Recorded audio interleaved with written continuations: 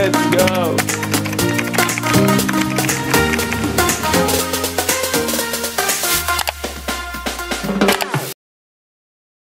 What's up guys? Welcome back to our channel. For today's video, i-room tour natin yung Hotel Boti-Boti. At the same time, ayun nga, papakita ko sa inyo kung ano yung mga amenities, kung ano yung mga malapit sa kanya, at di-discuss ko yung personal review namin dito sa Hotel Boti-Boti. So tara guys, let's go!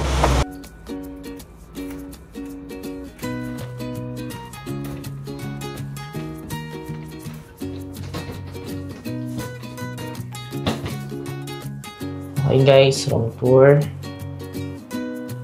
So, yung pinto. Ayan. Yung switch.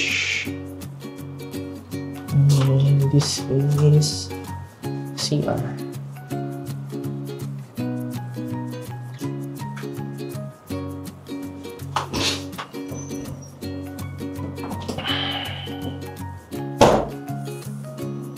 Switch.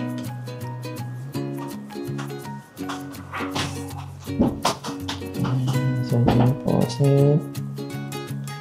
So, meron silang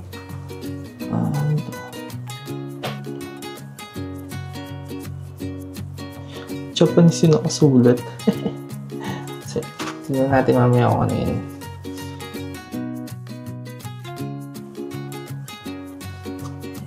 Okay, tapos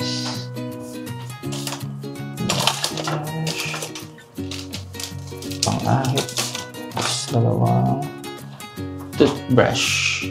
It's the mirror nila. Ish. Tapos again, ito yung toilet bowl. Ano pala dito guys sa Japan, no? Hindi ko napaliwanag ng mga nakaraan. Is yung ano, yung mismong toilet paper mo, ipa-flush nyo na dun sa mismong bowl. Okay. Ano, sabitan mo na dito.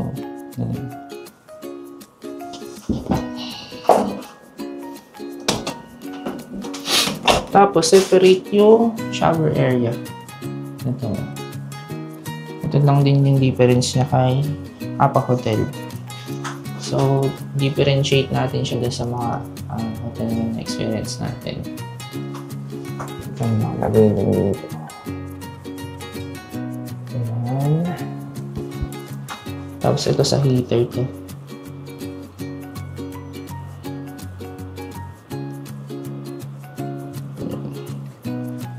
Tayo. Tapos, switch. Yan. So, yung ano doon. Yun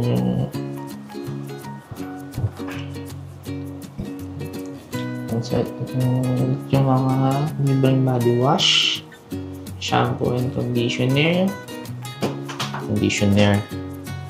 and body wash towel.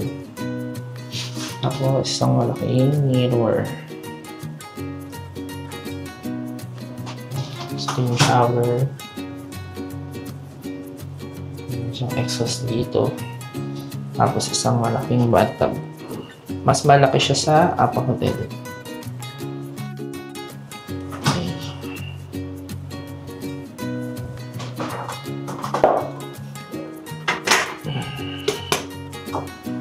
Tapos, actually, wala kasi siyang table. Pero ito, meron lang siya parang estante. Lagayan siguro ng gamit. Tapos, nakalagay yung mga towel. Tapos, yung blower. Tapos nga pala, itong susi na to, pagka lalabas kayo, o pagka aalis, papapalitan mo siya ng card. Yun nga lang yung difference niya kay Apa Hotel. Medyo hassle na ng konti. Tapos wala sila ditong electric kettle. So, meron silang electric kettle sa baba. Kukunin mo pa siya. Wala siya dito sa loob. Okay. So, continue natin. So, meron silang mini TV. Sobrang maliit lang yung TV nila. Ayan. Compare mo sa Apa Hotel, yung TV nila parang 43 inches eh. Tapos dalawang hanger. Tapos yung favorite nating yung favorite nating shoehorn stick. Let's go! So favorite natin yan eh. Tapos yan, ito yung pinaka bedroom. Pasensya na kayo guys na higaan na namin. Pero parang kasing laki lang din siya ng bedroom ng Apa Hotel. Yan. Tapos basurahan. Ito siguro para siyang upuan, additional na upuan or table, parang ganun. Kasi yun, meron din siyang rep. Ito saksakan dito. Saksak muna ako ng battery pack. Tapos ito yung rep. So, ganyan din yung rep. Oh, mayroon pala silang dito, tubig oh. Isang tubig na dito. Ito yung pinaka-reason niya. Yan. Tapos may tissue. Ito yung switch ng ilaw dito. Yan. So, patay, bukas. Kung gaano kalakas yung ilaw mo.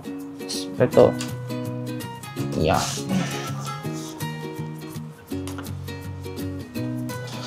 Ito yung switch. Ito yung switch. Ito yung remote ng TV.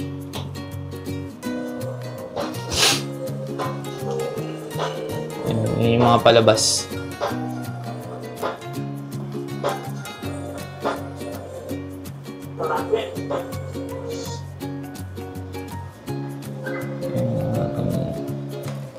Din kasi hindi naman ako manonood dyan.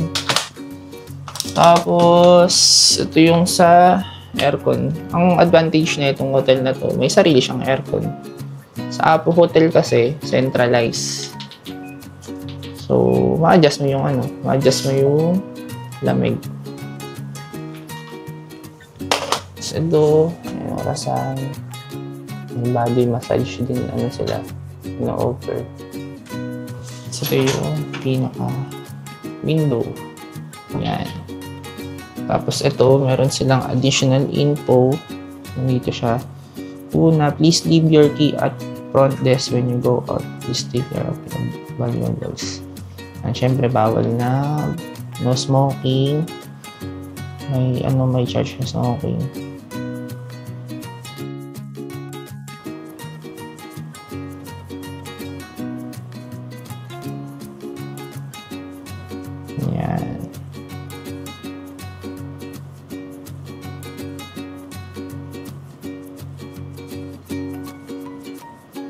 So, nga pala guys, meron kaming binayaran dito na accommodation tax.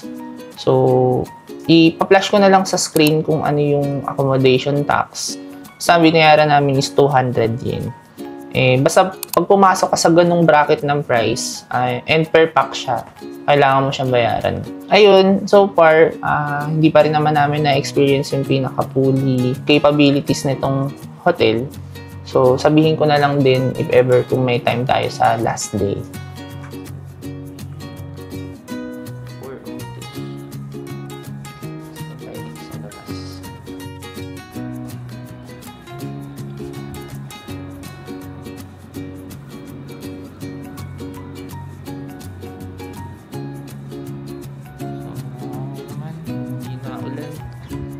Let's go.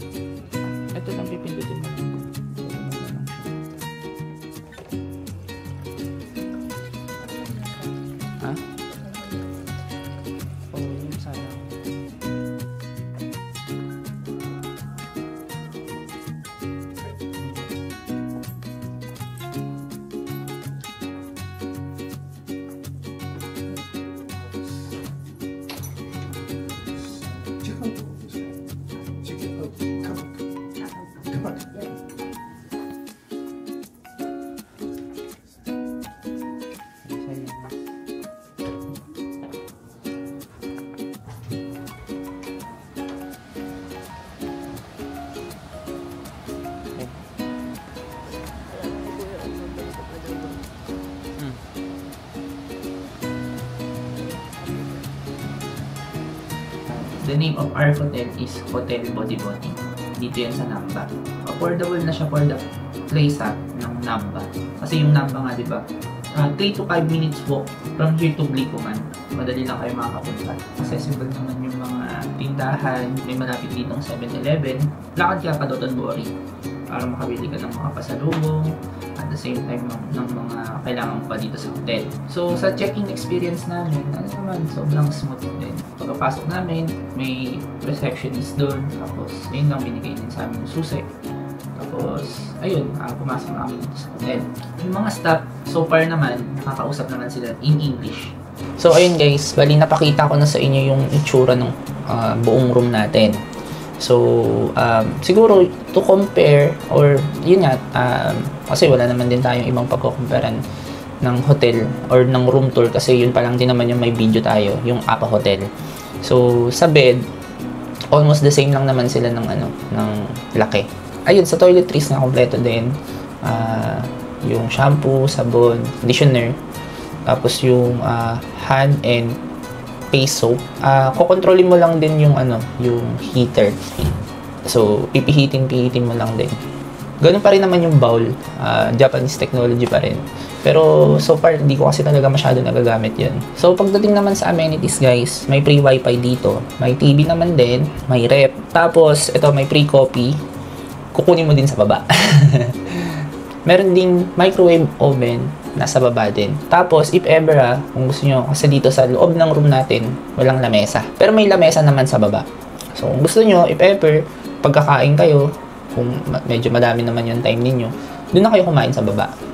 Or kung nasa first floor naman kayo, kung nakuha nyo nakuha nyo yung room, kung nasaan yung mga nasa first floor, pwede kayo kumain dun sa baba. Yung mga bagong towels, kukunin nyo din sa baba. Tapos, yung mga pinaggamitan nyo, ibababa nyo din doon. Pero, hindi naman siya sa hassle, no? Mas convenient lang din yung sa APA. Kasi, dinideliver na sa'yo yung, yung mga amenities na bago. Kung baga, sinasabit na lang siya sa pinto. Ngayon, kung magpapa-clean kayo ng hotel, may additional fee siya na 300 yen. So, magkano lang din naman yung 300 yen. Pero, again, short trip nga ito. Yung trip namin, kaya hindi na kami nagpalinis. At the same time, din naman, hindi naman ganun kadumi kasi lagi din naman kaming wala dito, nasa labas kami. Actually, malinis din siya guys. Japanese hotel pa rin. So again, ang advantage din nito is may sarili siyang aircon. So this hotel, nabook namin siya sa booking.com. Yung price, nagbabari siya depending on the season. So always check. So this room is good for couples.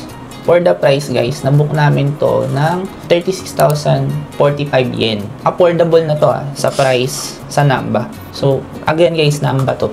So kaya yung mga hotel dito medyo pricey talaga. Yung nagandahan ako dito guys is yun nga, malapit talaga siya sa Dotonbori.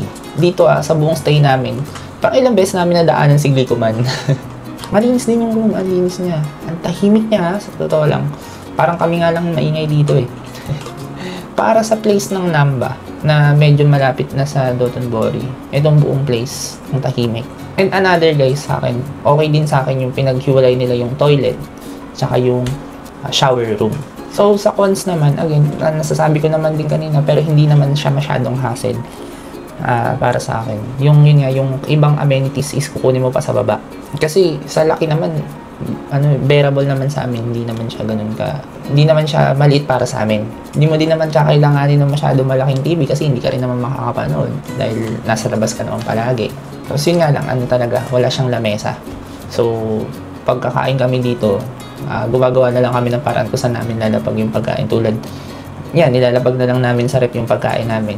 Pero so far guys, sa akin, goods na goods tong hotel na to.